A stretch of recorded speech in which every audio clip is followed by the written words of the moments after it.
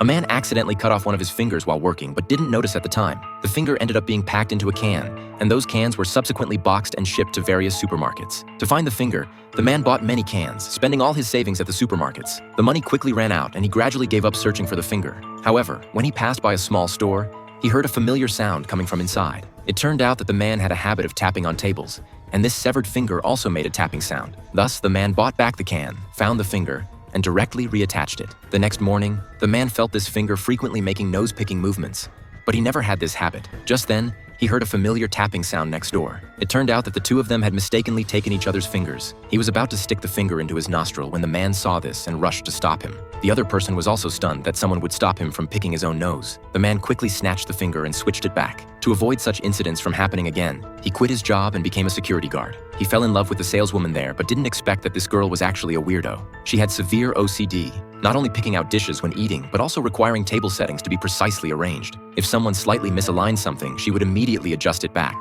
The girl got a book from somewhere. Although she couldn't understand it, she studied it every day like crazy, thinking that if she could understand it, she would become a powerful person. Even if colleagues mocked her for it, the girl didn't care. To be able to read the book, the girl went to a foreign language cram school part-time, trying to learn secretly. Finally, the girl found out that the book belonged to a foreign pastor who was an environmentalist. From then on, the girl embarked on the path of environmental protection. She started participating in marches, picking up garbage on the streets every day, and even distributing cleaned plastic bags to colleagues, hoping they could reuse them. But no one paid attention to her, except for the man who was pursuing her. Since falling in love with the girl at first sight, the man had been sending her home every day, until he discovered that the girl developed eczema on her arms from taking crowded buses. The man, who felt distressed for the girl, simply changed careers and started driving a taxi. But he didn't expect that his taxi would also become a tool for the girl to transport plastic bottles. The man wanted to persuade the girl, but when he went to her home, he found that it was already full of plastic bottles. On this day, he saw a familiar figure. It was the author of that book, the foreign pastor. The girl excitedly ran up to tell him that this book meant so much to her. However, the man said it was just a foreign pornographic book.